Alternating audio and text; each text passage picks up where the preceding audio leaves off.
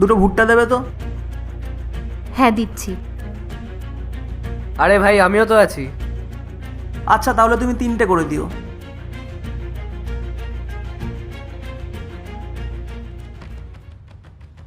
দেখো একটা ভুট্টাও যাতে না পড়ে, পড়লে কিন্তু 1 টাকা দেবো না তোমাকে।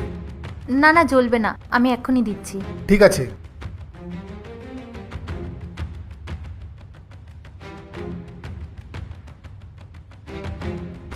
গরম।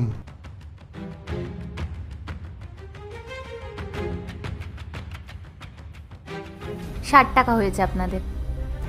60 টাকা কেন? এক একটা ভুট্টা 20 টাকা করে। টাকা কেন দেবো? এ দেখো ভুট্টা সব পুড়ে গেছে, 1 টাকাও দেবো না। চল তো ভাই। চল, তুই দাঁড়িয়ে আছিস কেন? দাদা শুনুন।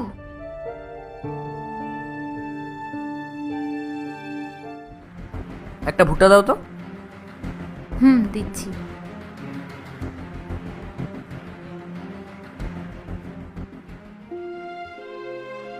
এই নিন 20 টাকা।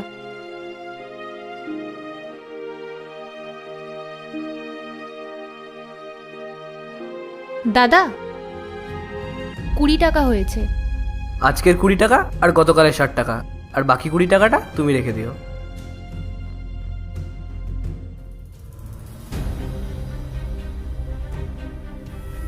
আরে এত কি ভাবছো? এত ভেবো না। ওরা আমার অফিসের কলিগ, ওরা নিজেদের মধ্যে একটু মজা করেই থাকে।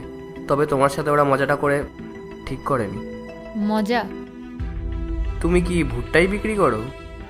না না, আমি বিক্রি করি না, আমার মা বিক্রি করে। উনি সকালে অন্য জায়গায় কাজে যায়, তাই দুপুরে ওনার জায়গায় আমি আসি। কেমন কাজ? এই সাফ সাফাইয়ের কাজ করে।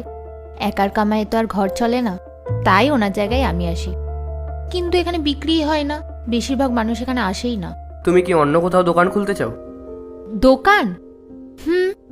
আমার অফিসের বাইরে একটা ফাঁকা জায়গা আছে, তুমি ওখানে গিয়ে বসতে পারো। আর তুমি আরাম করে ওখানে বিক্রি করতে পারো, এমনিতেও ওখানে কেউ বসে না। সত্যি? হুম।